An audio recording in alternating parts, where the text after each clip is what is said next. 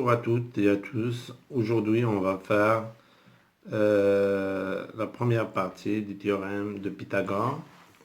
D'abord, avec vous, Mohamed Bilal, professeur de mathématiques.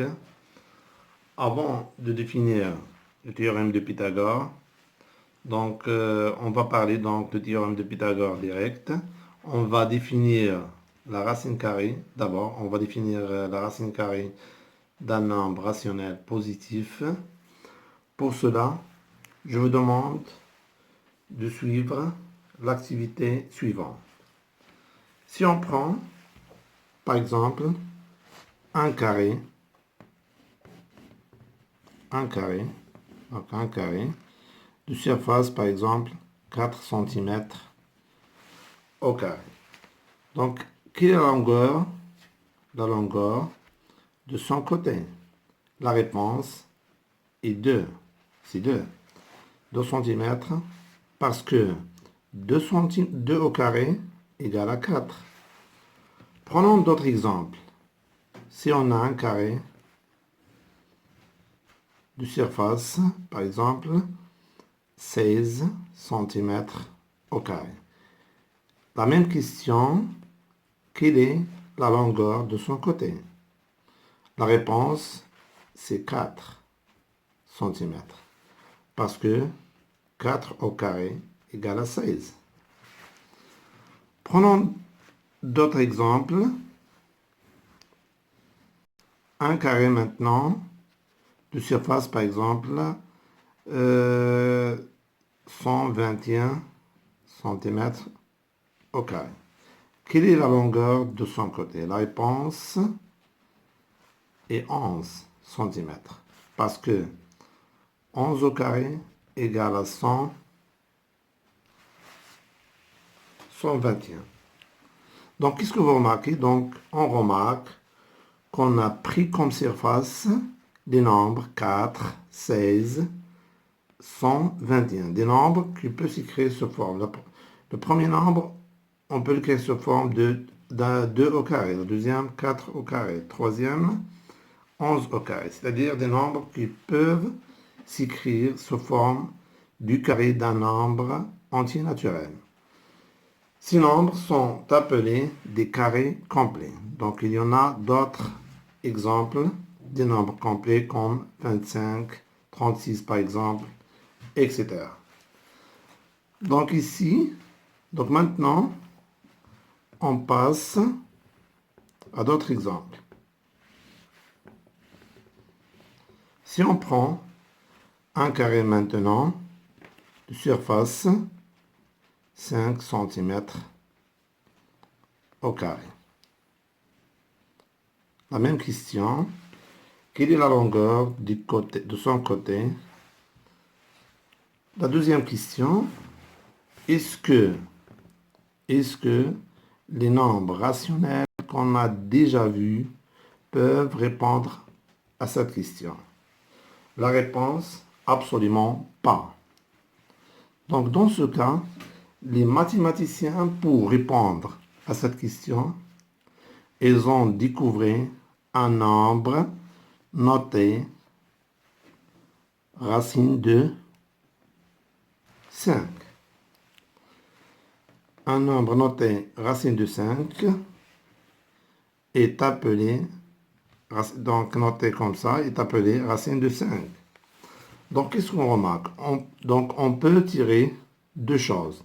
C'est que la racine de 5 représente la longueur des côtés, donc il est toujours positif, parce que la distance ou bien les longueurs sont toujours positives. Deuxièmement, c'est que racine de 5 au carré égale à 5. Donc, on peut définir de la même manière racine de 2, par exemple, comme étant le nombre tel que son carré égale à 2. Racine 3, le nombre tel que donc son carré égale à 3.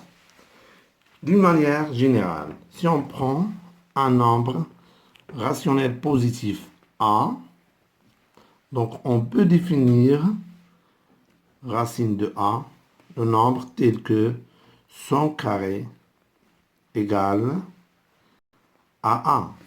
Donc, on remarque que, par définition, la racine carrée du nombre A est toujours positive parce qu'il représente la longueur d'un côté.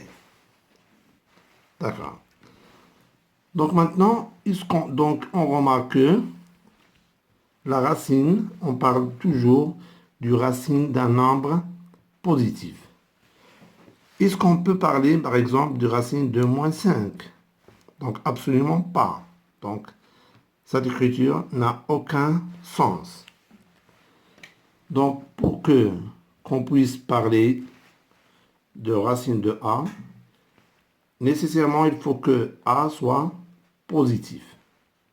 Donc, on passe maintenant à écrire la définition. Donc, la définition du racine carrée d'un nombre rationnel positif est le nombre positif tel que son carré égale à A. Donc, faisons définition. Donc, pour le titre, théorème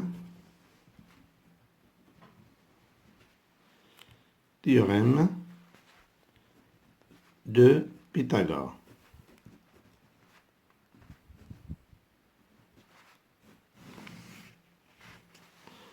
Donc, on va parler seulement du théorème direct de Pythagore.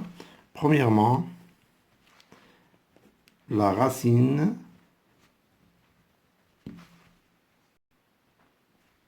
carrée d'un nombre rationnel positif.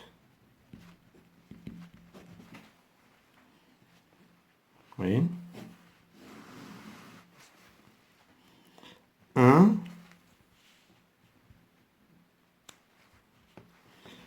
définition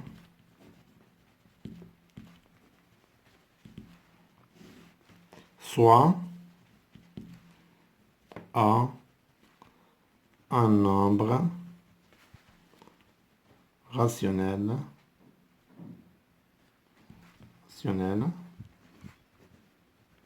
positif. La racine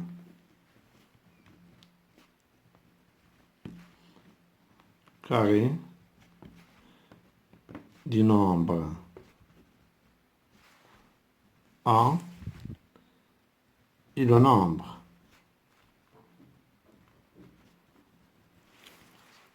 positif parce qu'il représente une longueur telle que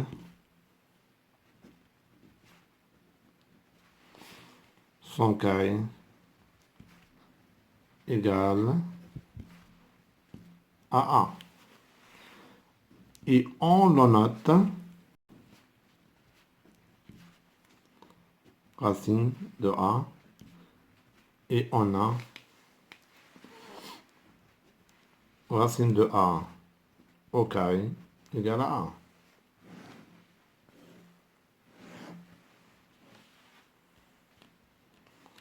Donc prenons des exemples.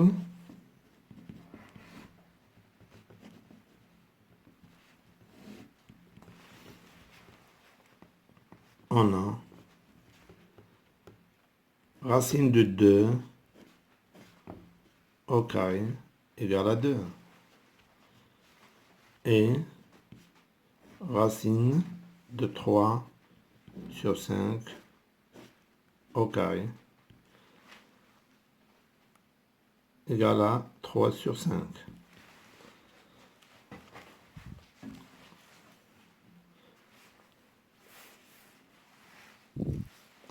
Donc, on s'arrête là et on se voit dans la deuxième partie de même cours. Et au revoir.